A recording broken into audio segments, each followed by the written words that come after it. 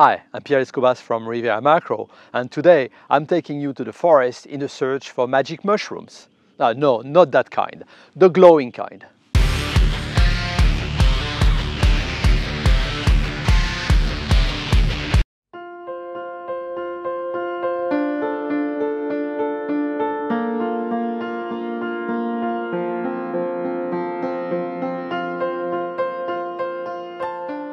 So today I'm giving you 10 tips for glowing mushroom photography.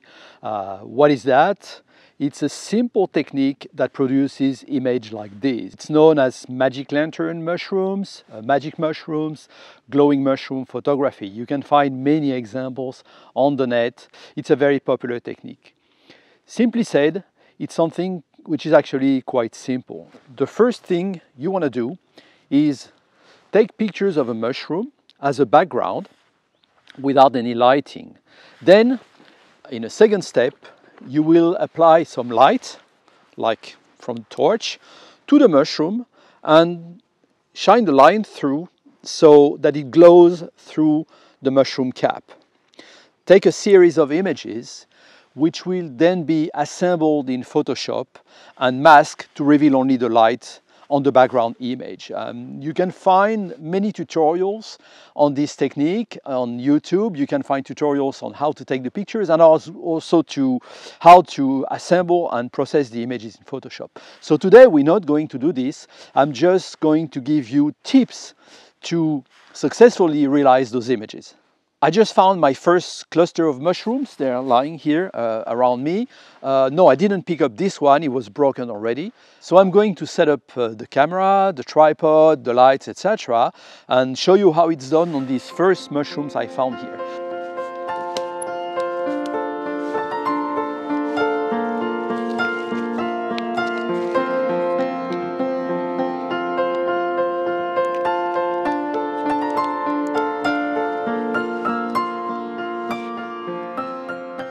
So first, the setup I'm going to be using today.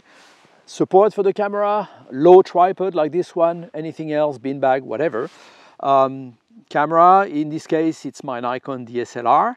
And the lens is the 150mm IRIX lens, the macro, because I want to get good subject isolation. And because the background is often very close to the subject, like here, I want to try to get subject isolation using a longer lens. Remote trigger, I have a radio here, and of course lights to illuminate the mushrooms. And I've added a field monitor here because my DSLR doesn't have an articulated screen, and so this is going to help me and I don't have to bend and break my neck trying to look at the viewfinder here. It's much easier. So let's get started. Tip number one. Find fresh mushrooms. Mushrooms are beautiful when they just came up, and they might come up about 2-3 days after the rain. So look at the weather and pick up the suitable day where you know you're going to have a lot of fresh mushrooms, not eaten by insects, etc., not damaged. Tip number two, be careful about composition, background and bokeh. In my case here, the background is quite close to the mushroom, but later on I hope to find other individuals which will allow me to get some lights behind the mushrooms. Composition is always very important in making beautiful images.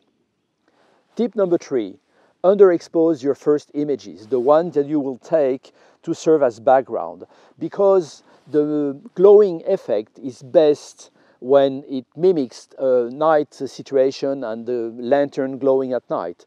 And so you need to underexpose the background images so they will look like they're glowing in the night.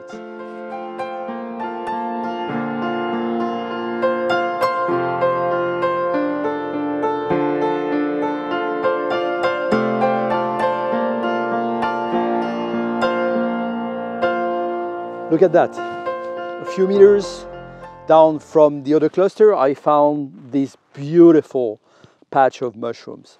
So tip number four, for the background images, you want to remove the background as much as possible, thereby shoot at high aperture, like f2.8 in my case. So you need to stack a few images. So open at f2.8, make sure your exposure is correct, and then stack a series of images that you will combine then in Photoshop, slices of focus covering the whole stack of mushrooms, and the background will disappear. Tip number 5, when you're going to light the mushrooms, you will light them front to back, and you want to take one picture for every, let's say, every mushroom here. So you want all of them to be in focus. This is why you can't shoot at f2.8 because they will be blurry, and then when you combine them with the focus stack you've done for background, they will blur some of your images. So shoot the lighted images at f11 or f16 so that the whole mushroom or set of mushrooms is in focus. Then you just have to combine the parts that you want to keep. Tip number 6. Try to light the mushrooms because you embark on your series of shots, because not all the mushroom caps will let the light through in the same way. Some are more transparent than others. These ones, for example, I'm not so sure. I'm not so sure my images will be usable or give me the effect I want. So just try before you start taking like 50 pictures. And this one, for example, I'm gonna keep the images, but I'm not sure it's exactly what I want. Now I'm gonna try and find mushrooms with more transparent caps. I have here another beautiful cluster of mushrooms. These ones are quite transparent, so they're perfect for what we want to do today. Tip number 7, for illumination, you can use different things. You can use a strong torch, like the one I've been using so far, but I like to use also these cube lights. These are small ones from ULANZI, and I really love them for macro photography. They're very powerful, and they're actually easier to manipulate sometimes than the big torch. They can go into small corners, they can illuminate small mushrooms like this, and I really like them for this kind of work. In addition, they come with a number of accessories, including gels for color, so you can add a touch of color to some of your images, and also these gobo accessories, which let you do a ray of light that is very focused and might be interesting to go under like this to illuminate part of the mushrooms that you cannot access with these. So highly recommended in general for macro and video work.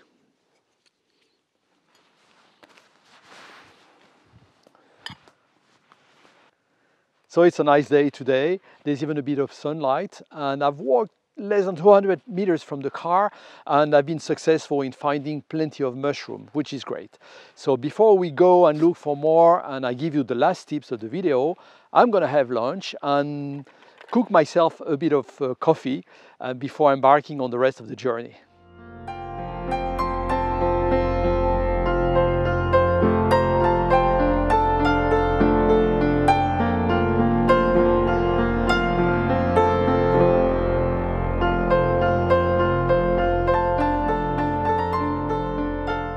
Tip number 8, use a radio trigger rather than a wire trigger. Why? Because see, my camera is there, it's about 3 meters from the mushrooms. They're big, these ones, and so with a wire trigger I couldn't have enough reach and it'd be very uncomfortable. So these cheap radio triggers work very well, and they will start the camera from any distance. So that's the trick number 8. Trick number 9 is very important because you're going to be stacking images and also aligning images for masking in Photoshop.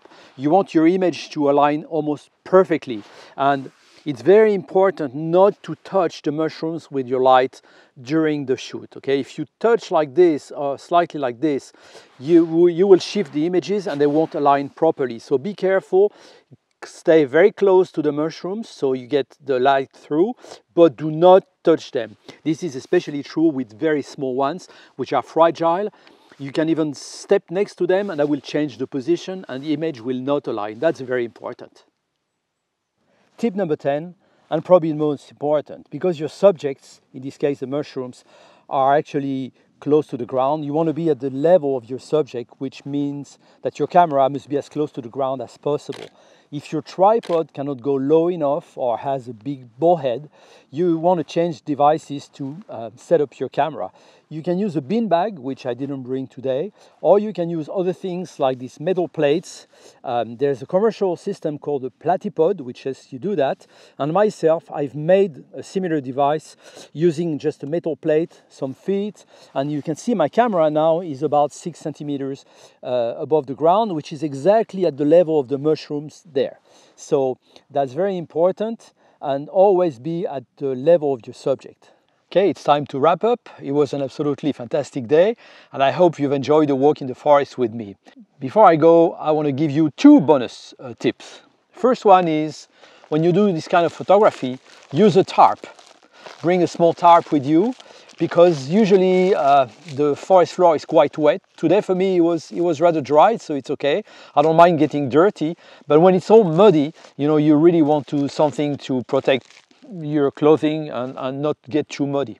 The second thing is, because mushroom season is also hunting season, especially around here, there's a lot of trigger happy guys hunting wild pigs, etc. in the area, and fortunately not today. So better bring an orange vest so they can see you and they're not going to shoot you while you're yourself taking pictures of mushrooms.